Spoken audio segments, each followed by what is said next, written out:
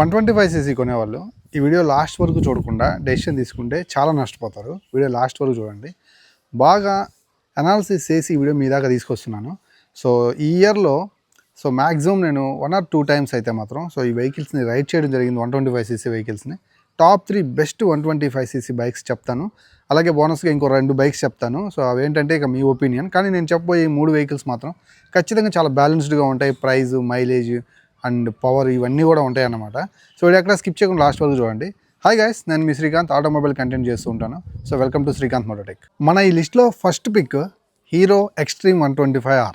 ఈ వెహికల్ ఎందుకు నేను చెప్తున్నానంటే ఇది ఒక మంచి స్పోర్టియర్ వెహికల్ అన్నమాట. 125cc dual channel ABS offer చేస్తూ cruise control, ride by wire technology, దాంతో పాటుగా మంచి రైడ్ మోడ్స్. దీన్ని మీరు కొనుగోలు చేయడం వల్ల ఫస్ట్ ఆఫ్ ఆల్ మీకు ఒక మంచి ఫన్ఫుల్ రైడ్స్ అయితే ఎంజాయ్ చేస్తారు. అండ్ మంచి పవర్ అయితే మాత్రం లాంగ్ రైడ్స్లో మీరు ఎంజాయ్ చేస్తారు. 11.4 bhp పవర్తో వచ్చేస్తుంది. దాంతోపాటుగా మీకు ఇది ఆల్మోస్ట్ మైలేజ్ కూడా బెటర్గా ఆఫర్ చేస్తుంది. 60 kAh దృష్టిలో పెట్టుకొని మీరు లాంగ్ రైడ్స్లో 60 kAh అంటే మాత్రం మీరు మంచిగా అయితే మాత్రం ఎక్కువ డిస్టెన్స్ని కవర్ చేయొచ్చు అన్నమాట మీ weekend rides. So budget rides చేస్తున్నట్లయితే ఇక ప్రైస్ చూసుకున్నట్లయితే ఇది మనకు ఆల్మోస్ట్ 1,29,000 నుంచి 1,30,000 రూపాయలు. టాప్ ఎండ్ వేరియంట్ గురించి చెప్తున్నాను, డ్యూయల్ ఛానల్ ఏబిఎస్ వేరియంట్ గురించి. ఈ వెహికల్ దాకా మీరు తీసుకుంటున్నాం అని అంటే టాప్ ఎండే తీసుకోండి. దీంట్లో మనకి బేస్ వేరియంట్లు వాటి జోలికి అయితే వెళ్ళొద్దు. ఇంకా ఈ వెహికల్ని రైడ్ చేసినప్పుడు నా ఎక్స్పీరియన్స్ ఏంటంటే సస్పెన్షన్ చాలా బాగా అనిపించింది. సీట్ కంఫర్ట్ చాలా అడిక్వేట్ అయితే ఉంది. బ్యాడ్ రోడ్స్లోకి వెళ్ళినప్పుడు కూడా ఫ్రంట్ టు బ్యాక్, ఈవెన్ ఇది ఒక 125cc వెహికల్ అయినా 37mm టెలిస్కోపిక్ ఫోర్క్లు అయితే ఆఫర్ చేస్తున్నారు. బ్యాక్ సైడ్ మోనోషాక్ కూడా ప్రాపర్గా వర్క్ చేస్తున్నాను. వైట్ టైర్ 120 సెక్షన్ టైర్ ఉంది. డ్యూయల్ ఛానల్ ఏబిఎస్ తోటి మంచి సేఫ్టీ బ్రేకింగ్ అయితే ఎక్స్పీరియన్స్ చేశాను. సో ఇవన్నీ గుడ్ సైన్స్ అనమాట. ఇంకా దీంట్లో కొంచెం బ్యాడ్ అనిపించింది ఏంటంటే నాకు గేర్ షిఫ్టింగ్ కొంచెం హార్డ్గా అనిపించింది.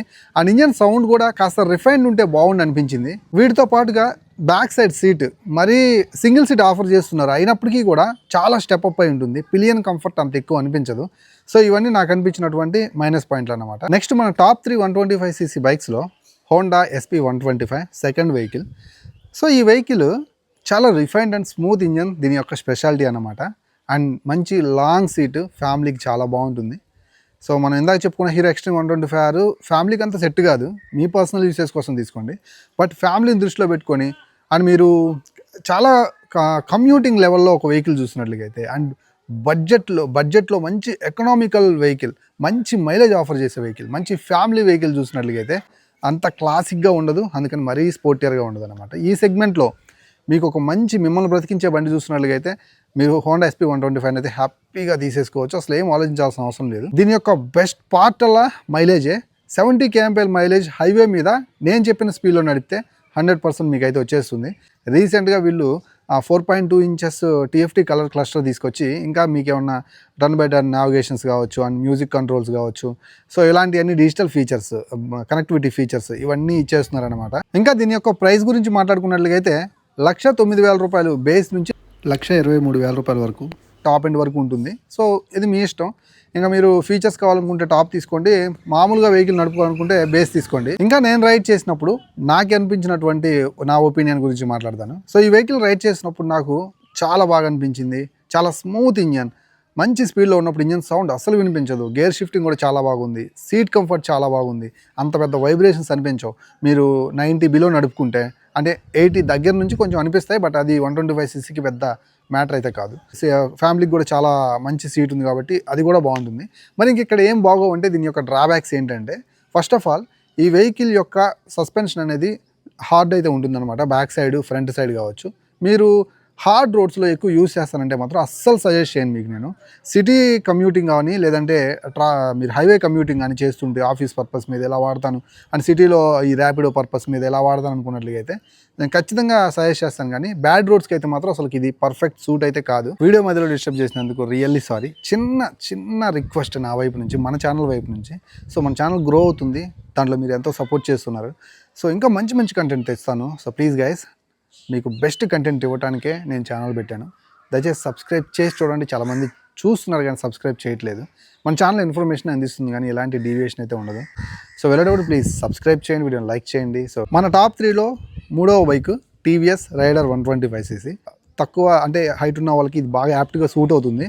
అండ్ బ్యాక్ సైడ్ సీట్ కూడా అంటే స్ప్లిట్ సీటే, సింగిల్ సీట్ ఆప్షన్ కూడా ఉంది. అయినప్పటికీ కూడా ఈ రెండిట్లో ఏది తీసుకున్నా సరే ఫ్యామిలీ కంఫర్టబుల్గా కూర్చోవచ్చు, ఈజీగా ఎక్కి కూర్చుంటుంది, బ్రాడ్గా ఉంటుందన్నమాట. పిలియన్ కంఫర్ట్ అనేది సూపర్ అని చెప్పొచ్చు ఈ విషయంలో మాత్రం.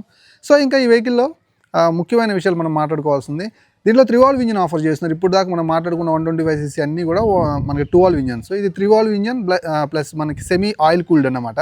అన్ని ఎయిర్ కూల్డ్ అయితే కొంచెం దీంట్లో ఆయిల్ కూలింగ్ టెక్నాలజీ కూడా ఇంప్లిమెంట్ చేశారు. అంటే ఫుల్ ఫ్లెడ్జ్డ్గా కాదు, కొన్ని లాంగ్ రైడ్స్ చేసినా ఇది తట్టుకోగలదు అనమాట. డ్యూయల్ డిస్క్ తోటి single channel ABS top and variant అయితే తెచ్చారు. దాంట్లో టైర్ సైజ్ కూడా పెంచారు. ఇది ఒక గుడ్ మూవ్ అని చెప్పొచ్చు ఈ బండి విషయంలో మాత్రం. ఎందుకంటే ప్రతి 125cc వెహికల్కి మస్ట్ అండ్ షుడ్గా ABS అనేది అవసరం. 125cc SPలో అది మిస్ అవుతుంది, అది కూడా కంపల్సరీ ఇవ్వాలి. దీంట్లో అయితే తీసుకొచ్చారు కాబట్టి కొంచెం సేఫ్టీ ప్రయారిటీ ఉన్న వాళ్ళు అదైతే తీసేసుకోండి. ఇంకా ప్రైస్ గురించి మాట్లాడుకున్నట్లయితే మీకు బేస్ వేరియంట్ 1,12,000 రూపాయలతో స్టార్ట్ అయిపోయి టాప్ ఎండ్ వచ్చేసరికి 1,33,000 కూడా వెళ్ళిపోతుంది అనమాట. కాస్త బిట్ హెవీ అనిపించింది నాకైతే టాప్ ఎండ్ వేరియంట్ ప్రైస్. ఇది 1,30,000లో తీసుకొస్తే ఇంకా బాగుంటుంది. ఇంకా మైలేజ్ విషయానికి వచ్చినట్లయితే సేమ్ మీకు 55 నుంచి 60 కిలోమీటర్ల మైలేజ్ అయితే పొందొచ్చు. మీరు మరీ టూ మచ్ రఫ్గా సిటీ ట్రాఫిక్ కండిషన్లో యూజ్ చేస్తే 55 అయితే వస్తుంది. ఇంకా ఈ వెహికల్ రైడ్ చేసినప్పుడు నా ఎక్స్పీరియన్స్ గురించి మాట్లాడుకున్నట్లయితే, సో నాకు సస్పెన్షన్ అయితే మాత్రం చాలా స్మూత్గా అనిపించలేదు, అందుకని హార్డ్గా కూడా అనిపించలేదు. యావరేజ్ సస్పెన్షన్ని ఫీల్ అయ్యాను. ఇంకా రోడ్ గ్రిప్ చాలా బాగుంటుంది, బ్రేకింగ్ కూడా చాలా బాగుంటుంది. మీరు డీటెయిల్డ్గా నాకు ప్రతి బండి గురించి తెలుసుకోవాలనుకున్నట్లయితే మాక్సిమం ఈ వీడియో ఎండింగ్లో ఇస్తాను. లేదనుకున్నట్లయితే మీరే సెర్చ్ చేసి చూడండి. ప్రతి బైకు 125cc న్యూ వేరియంట్ మన ఛానల్లో ఉంది. సో ఒకసారి క్లియర్ కట్గా చూడండి. హ్యాండ్లింగ్ కావచ్చు, సీట్ కంఫర్ట్ కావచ్చు, ఇవన్నీ కూడా చాలా బాగున్నాయి. అలాగే ఫీచర్స్ కూడా డే టు డే యూసేజ్ కావాల్సినటువంటి మినిమం ఫీచర్స్ అన్ని ఇచ్చేస్తున్నారు అనమాట. డిజిటల్ కన్సోల్ కూడా మనకి కలర్ఫుల్ కన్సోల్ వేరియంట్ టాప్ మోడల్లో వచ్చేస్తుంది. అందుకే ఈ వెహికల్ నేను బ్యాలెన్స్డ్ 125cc వెహికల్ అన్నాను. అన్ని పర్పసెస్కి వాడుకోవచ్చు అనమాట. సో అన్ని బ్యాలెన్స్గా కుదిరాయి కాబట్టి so one of the best balanced vehicle. మీకు మిక్స్డ్ వెహికల్ కావాలని చూస్తున్నారు అటు ఫ్యామిలీకి, ఇటు మీకు చిన్న చిన్న లాంగ్ రైడ్స్కి, సిటీ యూసేజ్కి, అలాగే డైలీ కమ్యూట్కి. సో ఈ వెహికల్ నేను సజెస్ట్ చేస్తాను. కొన్ని ఆఫ్ రోడ్ లైక్ కొన్ని బ్యాడ్ రోడ్స్ కూడా యాప్ట్గా సూట్ అవుతుంది. ఇంకా ఈ వెహికల్లో డ్రాబ్యాక్స్ గురించి మాట్లాడుకున్నట్లయితే, first of all fibre plastic tank అనేది నన్ను కొంచెం డిసప్పాయింట్ చేసింది. మనకేంటంటే మెటల్ ట్యాంక్ ఇస్తే బాగుంటుంది. 125cc వెహికల్స్ని బీభత్సంగా వాడేస్తూ ఉంటారు. రైస్ బ్యాగ్స్ అని, వాటర్ క్యాన్స్ అని, ఏవో మిడిల్ క్లాస్ లైఫ్లో ఎన్నో ఉంటాయి కదా, అవన్నిటికీ వాడేసుకోవచ్చు. ఫైబర్ ప్లాస్టిక్ ట్యాంక్ అవటం వల్ల తట్టుకుంటుంది, కాకపోతే మనకే ధైర్యం చాలదు. సో అదొకటి నేను నోట్ చేశాను. నా వైపు నుంచి టాప్ 3 పిక్స్ అయితే మాత్రం ఇవే. ఇది నా పర్సనల్ ఒపీనియన్. సో మీ టాప్ 3 ఏంటనేది కూడా లెట్ మీ నో కింద కామెంట్ సెక్షన్లో కామెంట్ చేయండి. ఇంకో 2 వెహికల్స్ చెప్తాను, బోనస్ అని చెప్పాను కదా అవి మీకు. అవేంటంటే మనకి హీరో గ్లామర్ 125X. సో దీంట్లో కూడా మనం సేమ్ హీరో ఎక్స్ట్రీమ్ 125Rలో చూసిన ఇంజనే ఉంటుంది. బట్ ఇది ఫుల్లీ ఫ్యామిలీకి బాగుంటుంది. Ride by wire throttle technology కావచ్చు, ఆ 5 inches కలర్ క్లస్టర్ కావచ్చు, ride modes, so cruise control, ఇవన్నీ ఉంటాయన్నమాట. సో ఎవరైతే ఫ్యామిలీకి వాడుకోవాలి ప్లస్ ఇలా ఫన్ఫుల్ ఫీచర్స్ని ఎంజాయ్ చేయాలనుకున్న వాళ్ళకి, సో కొంచెం బెటర్ ఇంజన్ తోటి ఆ గ్లామర్, ఆ పాత గ్లామర్ వైజ్ కాకుండా కొంచెం రీఫ్రెష్మెంట్ కావాలనుకుంటే ఈ వెహికల్ నేను మస్ట్ అండ్ షుడ్గా సజెస్ట్ చేస్తాను.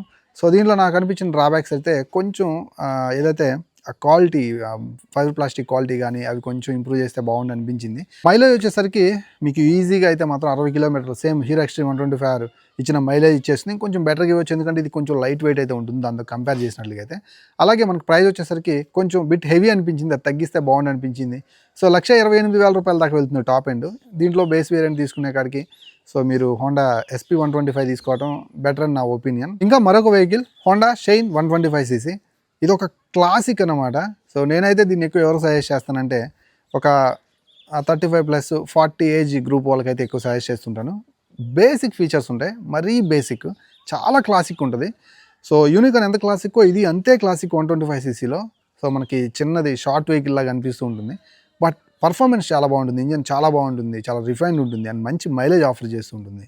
సో డైలీ కమ్యూట్ చేసే వాళ్ళు అండ్ హైవే పర్పస్ మీద అండ్ విలేజ్లో యూస్ చేసుకోవాలనుకున్న వాళ్ళకి one of the best choice. And మరీ బ్యాడ్ రోడ్స్కి అయితే సెట్ కాదనమాట.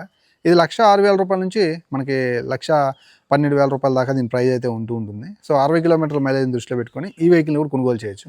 వెళ్ళేటప్పుడు మన ఛానల్ సబ్స్క్రైబ్ చేయండి, వీడియోని ప్లీజ్ లైక్ చేయండి. ఇలాంటి కంటెంట్ సో మీకోసం కష్టపడి చేస్తున్నాను. అలాగే ఖచ్చితంగా కూడా హైప్ చేయండి వీడియోని. మరొక వీడియోతో మళ్ళీ కలుస్తాను. అంతవరకు సెలవు. నేను మీ Srikanth signing off. Bye by.